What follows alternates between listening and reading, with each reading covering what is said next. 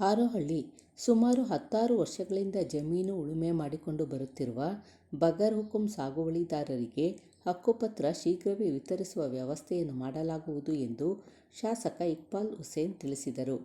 ತಾಲೂಕಿನ ದೊಡ್ಡಸಾದೇನಹಳ್ಳಿ ಸೇರಿದಂತೆ ವಿವಿಧೆಡೆ ರಸ್ತೆ ಹಾಗೂ ಚರಂಡಿ ಕಾಮಗಾರಿಗಳಿಗೆ ಶಂಕುಸ್ಥಾಪನೆ ನೆರವೇರಿಸಿ ಮಾತನಾಡಿದ ಅವರು, ಈಗಾಗಲೇ ನಮೂನೆ 53ರ ಅಡಿ ಅರ್ಜಿ ಸಲ್ಲಿಸಿರುವ ಎಲ್ಲ ಫಲಾನುಭವಿಗಳಿಗೂ ಸಾಗುವಳಿ ಚೀಟಿ ನೀಡಿ ಖಾತೆ ಮಾಡಿಕೊಡಲು ಅಧಿಕಾರಿಗಳಿಗೆ ಸೂಚನೆ ನೀಡಲಾಗಿದೆ.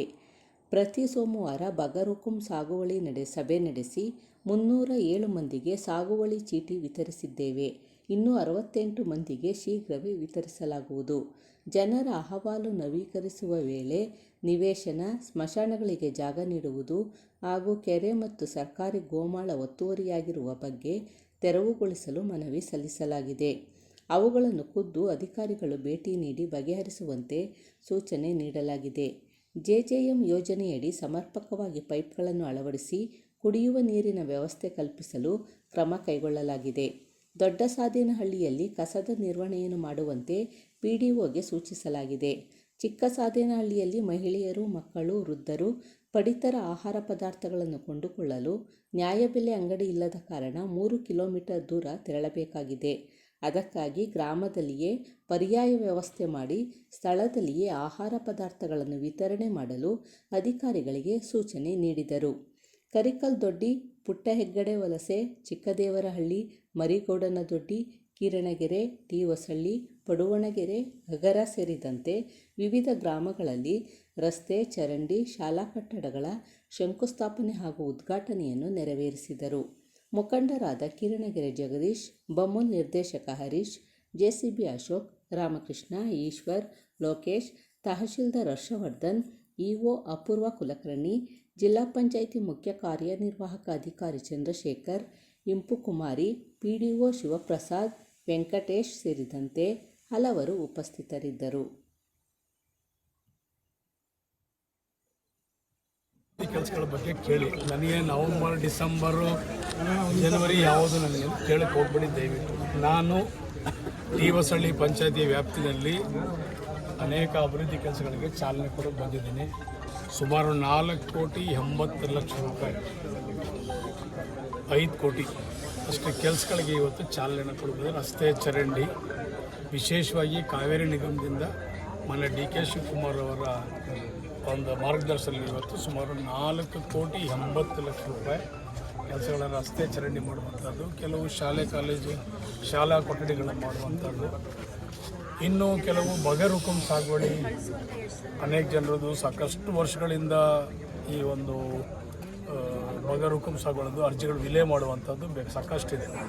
ಸೊ ಮೊನ್ನೆ ತಾನೇ ಸುಮಾರು 300 ಸೋಮವಾರ ನಂದು ಬಗರ್ ಹುಕುಂ ಸಾಗುವಳಿ ಮೀಟಿಂಗ್ ಇತ್ತು. ಸುಮಾರು 307 ಜನಕ್ಕೆ ನಾವು ಖಾತೆ ಮಾಡಿ ಅವ್ರ ಹೆಸರಿಗೆ ಪಾಣಿನ ಇಂಡೀಕರಣ ಮಾಡಿ ಕೊಟ್ಟಿದ್ದೀವಿ. ಇನ್ನು 53ರಲ್ಲಿ ಯಾರ್ಯಾರಿಗೆ ಬಗರ್ ಹುಕುಂ ಸಾಗುವಳಿಯಲ್ಲಿ ಯಾರ್ಯಾರಿಗೆ ಅಪ್ಲಿಕೇಶನನ್ನು ನಾವು ವಿಲೇ ಮಾಡಬೇಕಿತ್ತು ಅದನ್ನು ವಿಲೇ ಮಾಡೋಕ್ಕೆ ಇಟ್ಕೊಂಡಿದ್ದೀವಿ. ಮುಂದಿನ ಸೋಮವಾರ ಅವ್ರಿಗೆಲ್ಲರೂ ಕೂಡ ಸುಮಾರು 68 ಜನಕ್ಕೆ ಅವ್ರಿಗೆಲ್ಲರೂ ಕೂಡ ಸಾಗುವಳಿ ಸಿಗುತ್ತೆ. ಅವ್ರಿಗೆಲ್ಲರೂ ಕೂಡ ಹೀಗೆ 10 ಹಲವು ಕೆಲಸಗಳು ಈ ಭಾಗದಲ್ಲಿದೆ. ಅದರಲ್ಲಿ ವಿಶೇಷವಾಗಿ ಈಗ ಕೆಲವರೆಲ್ಲ ಸೈಟ್ಗಳು ಕೇಳ್ತಾ ಇದ್ದಾರೆ. ನಾವು ಈಗಾಗಲೇ ಸರ್ಕಾರಿ ಜಮೀನು ಎಲ್ಲೆಲ್ಲಿದೆ ಅದನ್ನೆಲ್ಲ ಕೂಡ ಗುರುತಿಸ್ತಾ ಇದ್ದೀವಿ.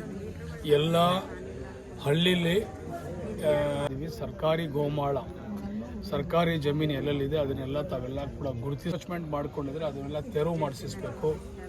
ಸ್ಕೂಲ್, ಶಾಲೆಗೆ, ಶಾಲಾ ಕಾಲೇಜುಗಳಿಗೆ, ಮಶಾಣಕ್ಕೆ, ಮತ್ತು ಯಾರಿಗೆ ನೆಲೆ ಇಲ್ಲ, ಸೂರಿಲ್ಲ ಅಂಥವ್ರಿಗೆ ಒಂದು ಮನೆ ಕೊಡಲಿಕ್ಕೆ, ಸೈಟ್ ಕೊಡಲಿಕ್ಕೆ ಆದ್ಯತೆಯನ್ನು ಕೊಡಬೇಕು ಅಂತ ಹೇಳಿದ್ದೀವಿ.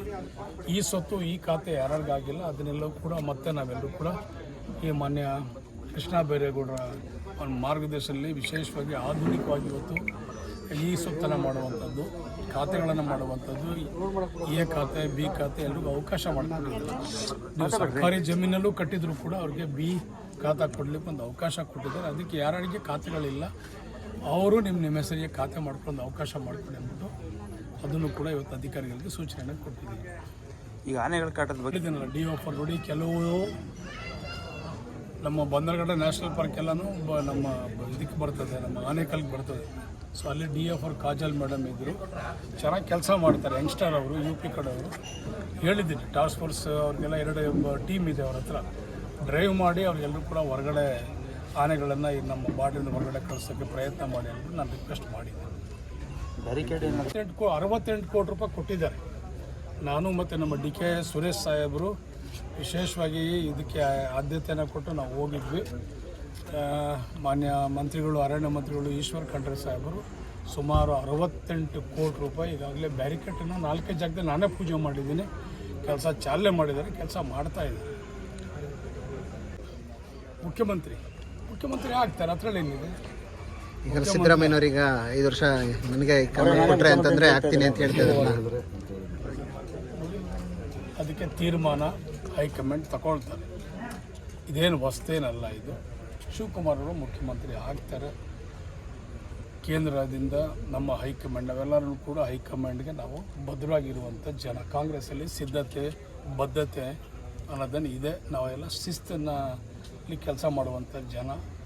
ಸೊ ಇದಕ್ಕೆ ಮಲ್ಲಿಕಾರ್ಜುನ ಖರ್ಗೆ ಸಾಹೇಬರು, ಸೋನಿಯಾ ಗಾಂಧಿ ಅವರು, ರಾಹುಲ್ ಗಾಂಧಿ ಸಾಹೇಬರು, ಪ್ರಿಯಾಂಕ್ ಅವರು, 4 ಜನ ತೀರ್ಮಾನವನ್ನು ತಗೊಳ್ತಾರೆ. ಅದೇ ಡೆಲ್ಲಿಗೆ ಹೋಗ್ತಾ ಇರ್ತಾರೆ, ಬರ್ತಾ ಇರ್ತಾರೆ. ಬಿಹಾರ ಚುನಾವಣೆ ಇದೆ, ನಮ್ಮ ರಾಜ್ಯದ ಅಭಿವೃದ್ಧಿ ಕೆಲಸಗಳಿದೆ. ಒಬ್ಬರು ಅಧ್ಯಕ್ಷರಾಗಿ ಕೆಲಸ ಮಾಡ್ತಾ ಇದ್ದಾರೆ, ಒಬ್ಬರು ನಗರಾಭಿವೃದ್ಧಿ ಸಚಿವರಾಗಿ ಕೆಲಸ ಮಾಡ್ತಾ ಇದ್ದಾರೆ. ಸಾಕಷ್ಟು ವಿಚಾರದಲ್ಲಿ ಚರ್ಚೆ ಮಾಡಲಿಕ್ಕೆ ಆವಾಗ ಡೆಲ್ಲಿಗೆ ಹೋಗ್ತಾರೆ. ಡೆಲ್ಲಿಗೆ ಹೋದ್ರೆ ವಿಶೇಷತೆ ಏನಿದೆ ಅದರಲ್ಲಿ? ಕಾಂಗ್ರೆಸ್ನವರು ಈ ಅವಧಿಗೆ ಮುಖ್ಯಮಂತ್ರಿ ಆಗಿದ್ದಾರೆ, ಹೋಗ್ತಾರೆ. ಕಾಂಗ್ರೆಸ್ನವರು ಈ ಅವಧಿಗೆ ಮಾಡ್ತಾರೆ ಅವ್ರನ್ನ ಸಿಎಂ ಅಂತ ಅಲ್ಲಿ ಹೇಳದ್ನಲ್ಲ, ಮಾಡ್ತಾರೆ ಅಂತ ಹೇಳ್ತಾ ಇದ್ದೀವಲ್ಲ. ನಿಮಗೆ ಮಾಡ್ತಾರೆ, ಯಾಕೆ?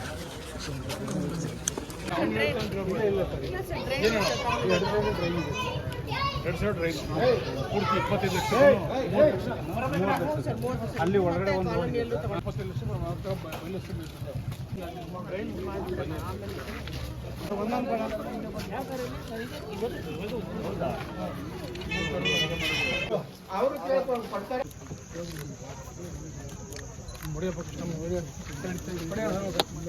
ಸಾಮಾನ್ಯ ಕೊಡಪ್ಪ, ಪೂಜೆ ಸಾಮಾನ್ಯ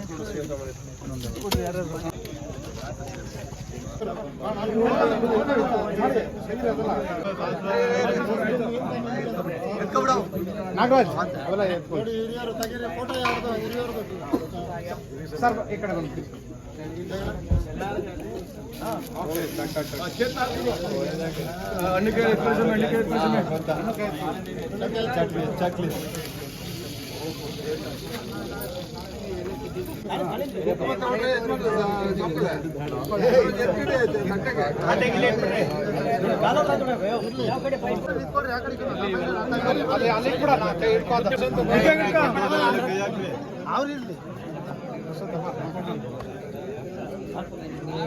ಪ್ರಶಾಂತ್ ಫೋಟೋ ಇರ್ಲಿಕ್ಕೆ ಪ್ರಶಾಂತ್ ಈ ಕಡೆಗ